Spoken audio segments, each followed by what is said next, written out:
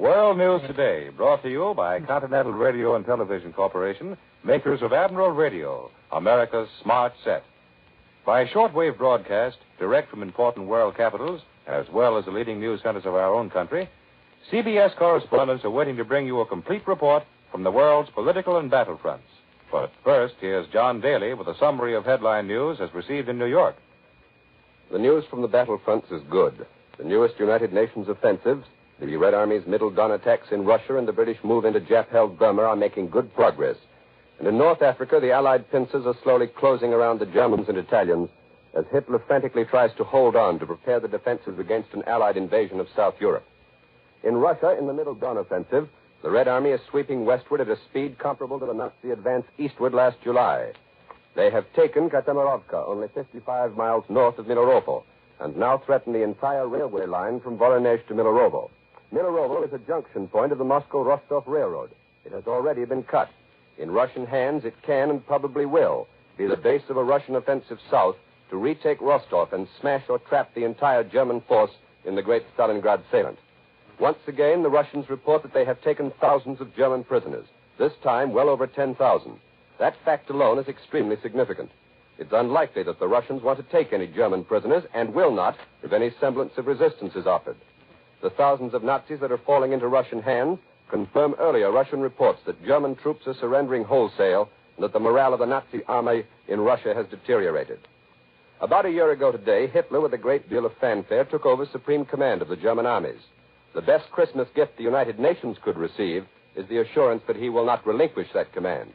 As the new Russian offensive hammers and tears chunks out of the Germans, dispatches said that everywhere along the long Russian front, the Nazis are either in retreat, surrounded, or menaced on the flank. That perhaps is a bit on the optimistic side, but the Russians are holding on to what they've gained in the offensives at Stalingrad and west of Moscow.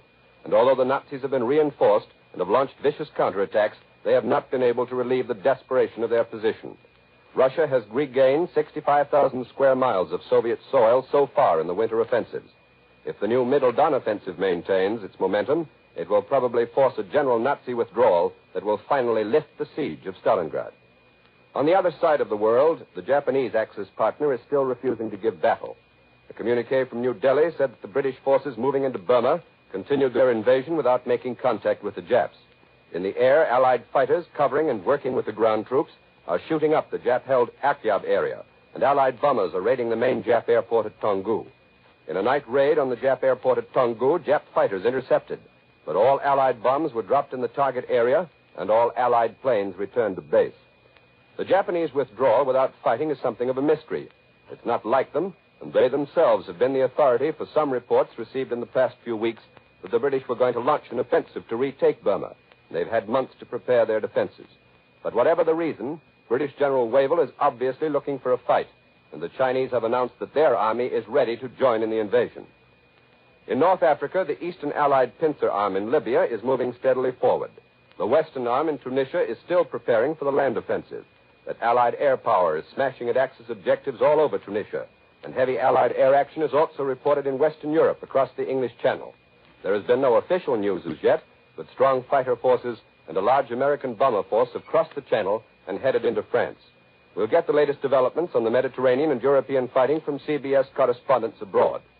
In the Pacific, General MacArthur's forces in New Guinea have made new gains in the Buna area. The only Jap forces remaining in that area are to hold out as long as they can, but the Allies are checkmating all attempts to reinforce them. And now for the first report from abroad, Admiral Radio takes you to CBS Algiers, Charles Collingwood reporting. This campaign in French North Africa has settled down into a muddy struggle for supply. In this present phase, a truck driver or a good mechanic is almost as important as a general. It's not very romantic, this truck driver's war. But back in the early days of this campaign, there was romance and melodrama enough for anyone. Those were the days when generals were being spirited around the Mediterranean by submarine, and there were secret conferences beneath trapdoors, and one if by day, two if by night lantern signals hanging from steeples. No episode in these almost dime novel days was more genuinely thrilling than the dramatic appearance in North Africa of General Giraud. I suppose you know that Giraud escaped from France by submarine. But the whole story of that escape has not yet been told. Zero's rescue was engineered by an American naval captain named Gerald Wright. Wright had been with General Clark when Clark landed in North Africa before the campaign began, and he used the same submarine to get Zero out. It was a British submarine commanded by Lieutenant Jewell. This submarine left port late in October. Captain Wright didn't know where he was to pick up General Zero, but he knew about where, so they lay off the coast of France until November 4th.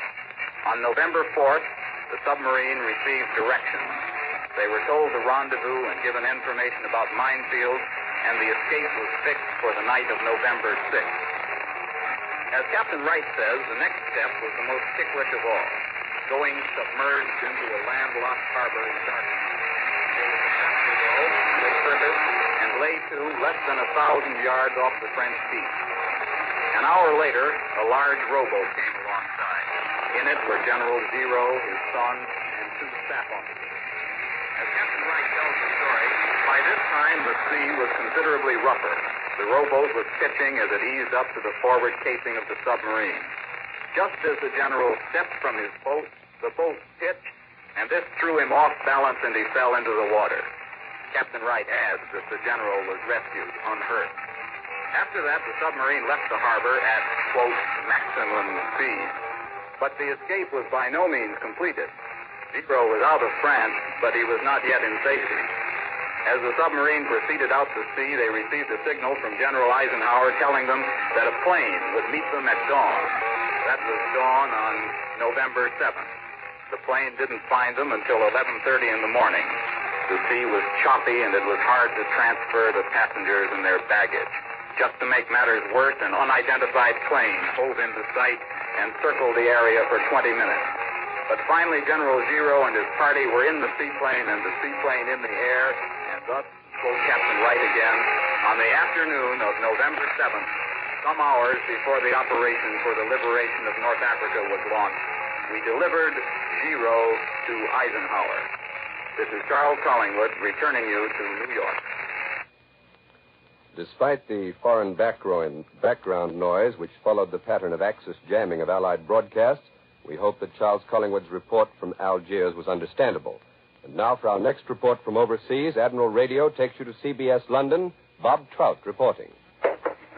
London, news the United States Army bombers were out over the continent today, for people on the southeast coast could see them flying out across the channel, so low that their American markings were plain and clear. They were gone a long time, some 3.5 hours, so the air-wise people of the southeast coast knew this time they'd gone far inland.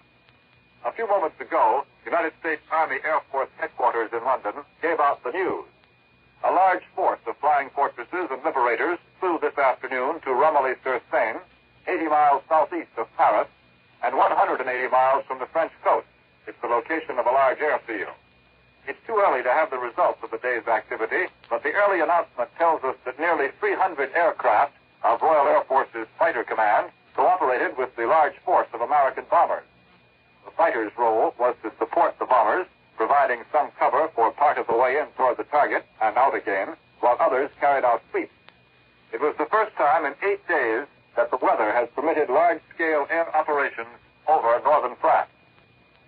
A great part of daylight Allied air activity from bases in Britain is directed against the enemy's transport system on the continent.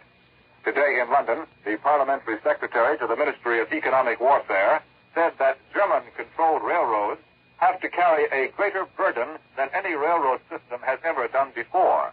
A good deal of the strain has been thrown on the enemy railroads by Allied attacks on Germany's sea routes in the North Sea, in the Baltic, and in the Mediterranean. Late this afternoon, the Germans announced that Laval, Schanow, Göring, and Ribbentrop had been holding one of those conferences at Hitler's headquarters.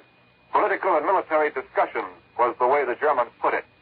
Furthermore, the Germans say, the meeting was imbued with the determination of the Axis powers to make an all-out effort to win final victory.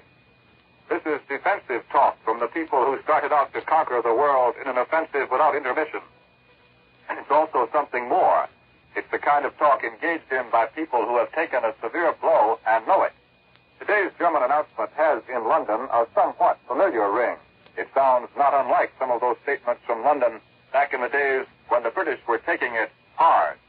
The British were tough enough to come through all right, and there's no doubt the Germans will make a very powerful effort to emulate the British example.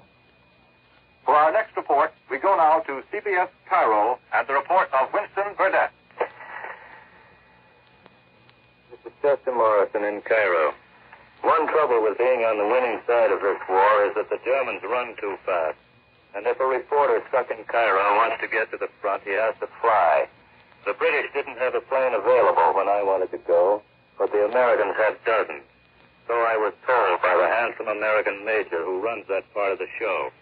Mind you, I don't think this was deliberate, but when I missed the plane he had arranged, through no fault of his, and came trailing back to the hotel in the evening, dirty and disappointed, it was probably only coincidence that the major was sitting in the lobby having a pink tea with my girl. So I got away the next morning, and for 3 days I waited at Gambut, a way station in the desert, for another plane to Addis Ababa. And when that plane took off, it was loaded with 50-gallon drums of gasoline, lashed to the sides of the cabin with rope. I was the only passenger. And when the dashing young American pilot came into Addis Ababa, he landed downwind and bounced across the rough field like a kangaroo and poked the plane's nose into the mud and nearly turned a somersault. The lashings on the gasoline drums broke, and strong men groaned as they lifted the drums off me. I groaned, too. And in the week I spent with broken ribs in a hospital tent at Addis Ababa, I missed the day we moved into a gala, and the day the New Zealanders got behind the enemy and smashed a third of his tanks and captured at least 500 prisoners. But lying in that tent, surrounded by men who had been blown up by mines, I discovered that no matter how badly a man's body may be hurt, his spirit can remain undamaged. You get a new viewpoint of the war when you lie on your back and look at it. And my girl didn't like the major anyway. She said he had more hands than a caterpillar. This is Chester Morrison, returning you to CBS New York and John Daly. Before bringing you more news from CBS correspondents, here's Warren Sweeney with a word from Admiral Radio. Could this scene take place in your household? Hey, Mom. Oh, Mom, you know about that radio that went dead this morning? Pop said he'd fix it tonight. Well, he did. Our radio's in a worse mess than the alarm clock was when I went to work on it. A year ago, we might have thought such a scene was comic. Today, it brought us on tragedy. A year ago, if Pop accidentally broke a vital part while trying to repair the family radio, it didn't matter much, for he could buy a new one. Today, however, new parts, like new radios, are difficult to get. Therefore, when your radio needs attention, it's important that you call not just a handyman, but a highly skilled radio technician. The best man to call is your Admiral dealer. And there are 3 reasons why he is the best man. First, Admiral dealers are professionals. They have all the facilities, all the knowledge necessary to put a radio in perfect condition, regardless of make. Second, Admiral dealers are businessmen in your own community. They'll give you honest service economically. Third, Admiral dealers realize Uncle Sam is depending upon radio to furnish war information to his citizens. So they've pledged themselves to do their best for America's radio sets. Take care of your radio, and when it needs attention, call your Admiral dealer. And now here once again for Admiral Radio is John Daly. For the news at home, Admiral Radio turns to CBS Washington, Lee White reporting. A Navy communique 1 hour ago reported the continuance of our air offensive against the Japanese airdrome at Munda on New Georgia Island. For the 9th successive day, dive bombers and flying fortresses attacked the installations and the runway at Munda yesterday. No American planes were lost, but 3 intercepting enemy fighters were shot down. Here in Washington, Senator Burton K. Wheeler of Montana, a pre-war isolationist and a leader of the America First Committee, has threatened to demand a congressional investigation of the way the Justice Department has been handling the prosecution of Nazi sympathizers. Mr. Wheeler says he thinks it's a disgrace the way 28 persons were indicted here in Washington on charges of sedition. Those indicted include such people as George Sylvester Virek, an admitted German agent, Elizabeth Dilling, author of The Red Network, the Reverend Gerald B. Winrod, otherwise known as the Jayhawk Hitler, and William Dudley Pelley, the Fuhrer of the Silver Shirts. In an interview published today in the Washington Post, Senator Wheeler accused Secretary of Justice Biddle of attempting to smear him and present his pre-war isolationism as a crime. As for the 28 persons now awaiting trial for sedition, Mr. Wheeler said he knew nothing about them, whether they're guilty or innocent, but he said he's convinced they won't have a fair trial. Mr. Wheeler attacked the Washington Post as a stooge of the Department of Justice and called its reporter a spy. He added that he thinks reporters and newspapers who have helped to indict the defendants are engaged in a dirty business and predicted that the day will soon come when they will all regret it. The reply of the Washington Post was simply to print a detailed story about a speech the senator made before an America First rally in Los Angeles last year, charging that Franz Ferenc, a German agent now under arrest, had printed the posters and the banners displayed at the meeting and had otherwise assisted in the organization of the rally. The Post today also reprinted 2 letters from Senator Wheeler to Secretary Biddle, in which, among other things, the senator accuses Mr. Biddle of heading an inquisition. Mr. Biddle's reply was also published in the Post. He simply promised to consider any allegations of improper conduct on the part of the Justice Department, provided the senator can furnish him with specific information. At 1 minute after midnight tomorrow morning, the ban on gasoline will be lifted.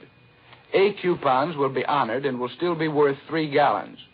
B and C coupons, however, will be reduced in value from 4 to 3 gallons each.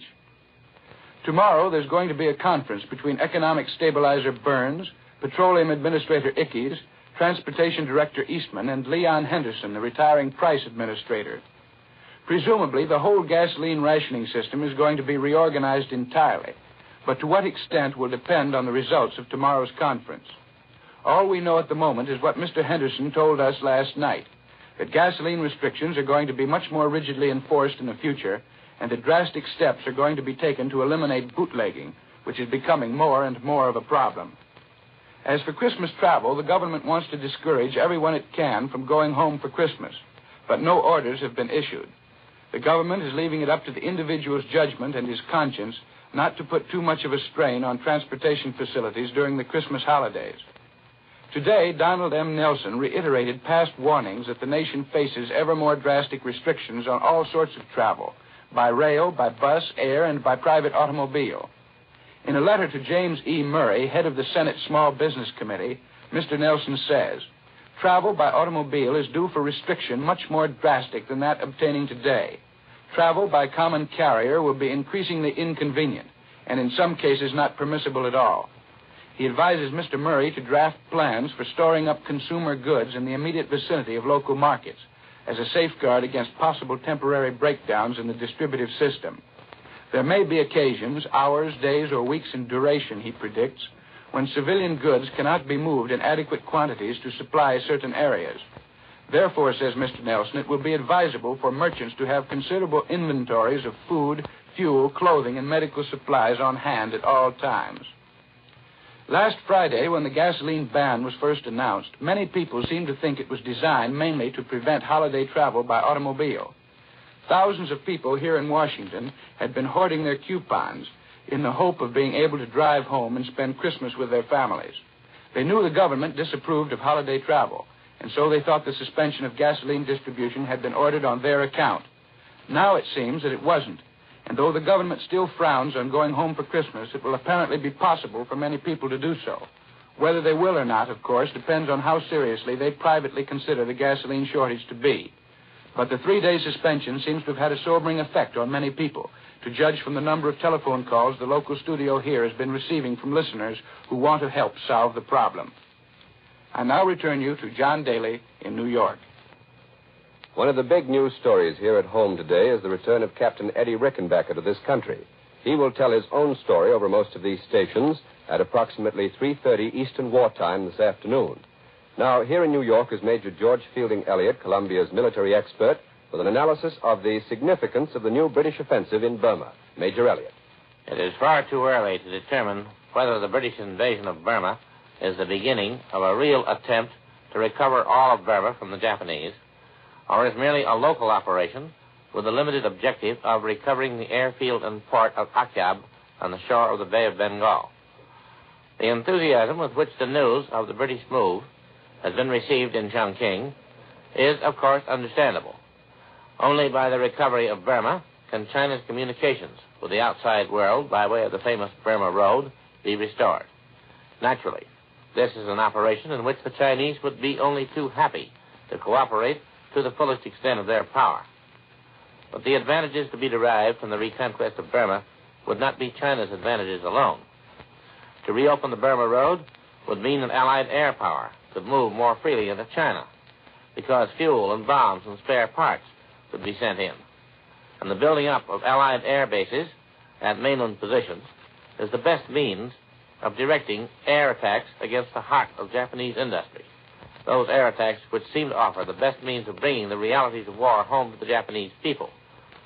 Moreover, the recapture of Burma would be do a great deal to offset the feeling of defeatism in India, which has been the hidden cause of much of the political and social unrest in that great subcontinent.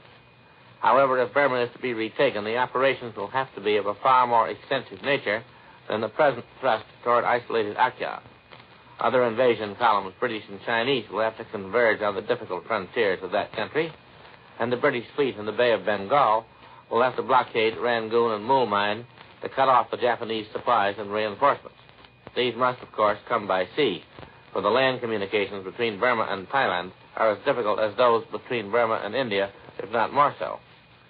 The British report that the Japanese are offering no opposition to the thrust toward Akyab. This is not like the Japanese, who have usually fought tooth and nail for every foot of ground when attacked.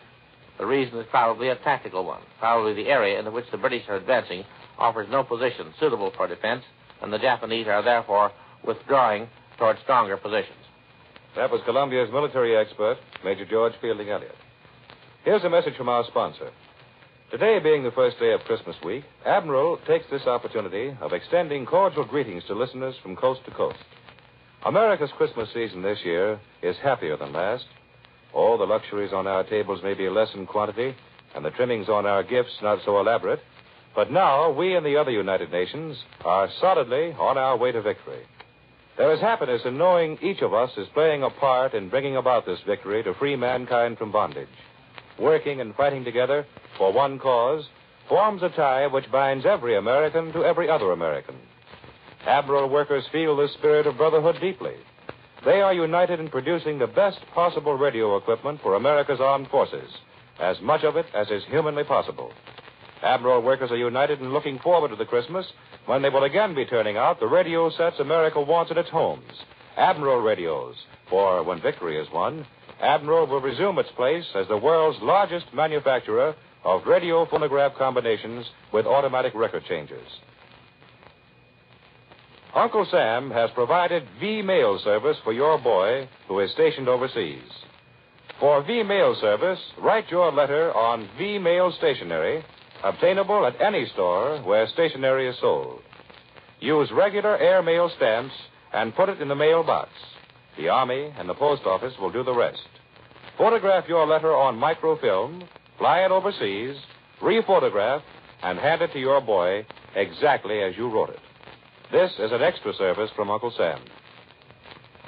World News Today is brought to you each Sunday at this hour by Continental Radio and Television Corporation, makers of Admiral Radio, America's smart set.